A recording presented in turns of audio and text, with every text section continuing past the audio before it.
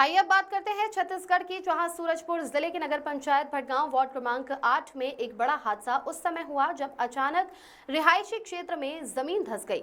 हालांकि इस हादसे में किसी भी वार्डवासी के हताहत होने की खबर नहीं है। सूचना मिलते ही एसईसीएल भटगांव क्षेत्र के महाप्रबंधक दिलीप माधवराव बोबड़े ने तत्काल रेस्क्यू टीम भेजकर वार्डवासियों को सुरक्षित स्थान पर भेजते हुए गड्ढे को समतल कराया।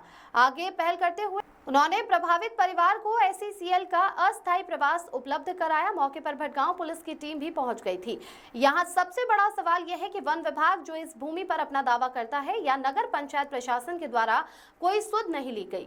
वार्डवासियों ने प्रशासन से मुआवजा विस्थापन की मांग की है। देखिए हमारी ये exclusive report, bureau report. Chhattisgarh का सूरजपुर जो बेहद ही बड़ा औद्योगिक केंद्र माना जाता है, कोयला यहाँ प्रचुर मात्रा में है। आज हम जिस जगह पे खड़े हैं, यहाँ एक बड़ी अनहोनी घटते हुए बच गई है, क्योंकि यहाँ जो माइन स्लाइडिंग बता रहे हैं, इसे जो स्लाइडिंग हुई है यहाँ पे, ये काफ़ी बड़े पैमाने पर हुई है।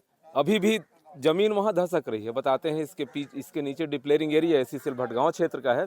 भटगांव नगर पंचायत का वार्ड क्रमांक 8, जहाँ देख सकते हैं तस्वीरों में, यहाँ आम जनमानस दहशत के साए में खड़ा है और सोच रहा है कि आने वाले समय में हमारे जान की रक्षा कैसे होगी। बता दूं, जो यहाँ पे स्लाइडिंग हुई है, खदान बता रहे हैं धसका है, लेकिन इसका भी प्रमाण माइनिंग विभाग ने भी नहीं दिया है कि खदान धसका है, कि आखिर मामला क्या है। यहाँ राजस्व की जमीन बताई जा रही है, फॉरेस्ट की जमीन बताई जा रही है और एसईसीएल का डिप्लेयरिंग एरिया। अब परिस्थितियां हैं यहाँ के वार्ड वासियों के समक्ष जो बेहद ही गंभीर है, इनके विस्थापन को लेकर, इनके जीवन यापन को लेकर, जो यहाँ वर्षों से निवास करते आए हैं। आइए हम जानते हैं वाकई में जमीन, आप लोग के जानकारी के हिसाब से वर्तमान में कौन दावा कर रहा है, किसकी जमीन है? वर्तमान में ये जमीन राजस्व का ही है। हाँ। जैसे कि पुराने लोग हैं, कुछ लोग बेजा कब्जा रखे हुए हैं। हाँ। और कुछ लोग पट्टा भी बनवा के रखे हुए हैं। तो उन पेपरों को देखने के बाद ये ज़मीन दिखता है राजस्व का। लेकिन फिर बाद में हमारे वार्ड के लीडर लोग जब बात किए, जब ज़मीन धंसा उसके बाद, तो वो बोलते हैं कि नहीं, ज़मीन स्थानांतरित हुआ था सन 2000 ऐसे कुछ लगभग में। उस समय इस ज़मीन को वन विभाग को दे दिया गया था। तो ये जो बस्ती है, ये 1970 से यहाँ लोग करीब बसे हुए हैं।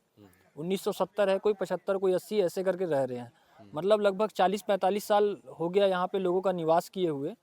और ये जो 1-2 खदान चला है, ये हमारे बाद खुला है। ये टोटल ही इलीगल तरह से एसईसीएल काम किया है। उसको माइंस यहाँ पे नहीं चलाना था। ये बस्ती, ये जो माइंस की वजह से जो ज़मीन धंस रहा है, ये 1-2 माइंस आया हुआ है। और 1-2 माइंस जो है, ये हमारे बस्ती के बाद आया है। मतलब इसको हम लोगों ने बचपन में देखा है। ये 1-2 खदान बाद में खुला है और बस्ती उससे 20 साल 25 साल पहले ही बस चुकी थी। ये लगभग बता रहा हूँ, उससे ज़्यादा ही होगा 20-25 साल से। इसमें मैनेजमेंट के द्वारा पहले कभी नोटिस दिया गया विस्थापन के लिए कि यहाँ कम से कम जान माल की रक्षा हो सके? नहीं, अभी तक तो एसईसीएल द्वारा कुछ भी विस्थापन के लिए कोई भी कागज़ नहीं दिया गया है।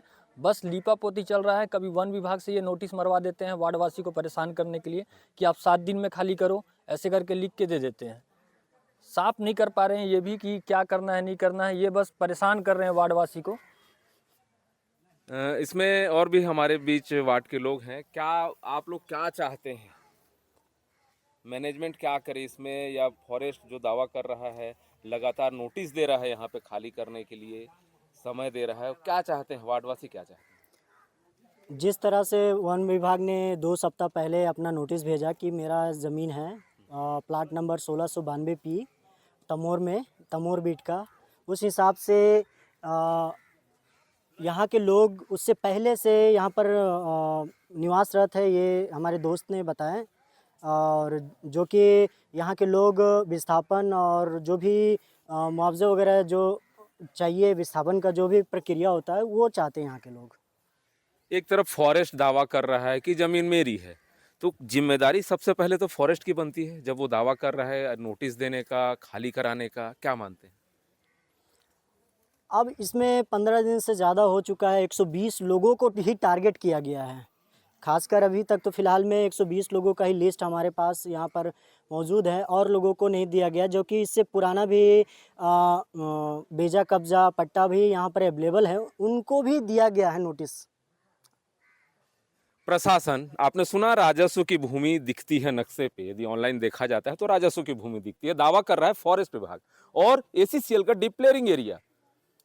वार्ड वासियों के लिए सबसे बड़ी बात, इस तरह की स्लाइडिंग किसी घर के नीचे ना हो जाए, कोई परिवार असमय काल के गाल में न समा जाए, इसके लिए प्रशासन, राजस्व और फॉरेस्ट के साथ साथ एसीसीएल मैनेजमेंट को संयुक्त रूप से तत्काल कार्रवाई करने की जरूरत है। बहरहाल हमारी बात क्षेत्र के महाप्रबंधक से हुई, उन्होंने कहा कि जो घर जो घर आपस में यहाँ जुड़े हुए हैं, जो प्रभावित हैं, गड्ढे के नज़दीक हैं, जहाँ स्लाइडिंग हो रही है, उन्हें मैं बहरहाल माइनस क्वार्टर 2-4 जो भी व्यवस्था होगा मैं जान माल की रक्षा के लिए दे दूंगा। बाकी आगे की कार्रवाई फॉरेस्ट, राजस्व और प्रशासन के आला अधिकारी क्या सम्मिलित रूप से करते हैं, यह तो देखने वाली बात होगी। Doctor Pratap Narayan Singh, Indian Republic news, गणतंत्र भारत की स्वतंत्र आवाज।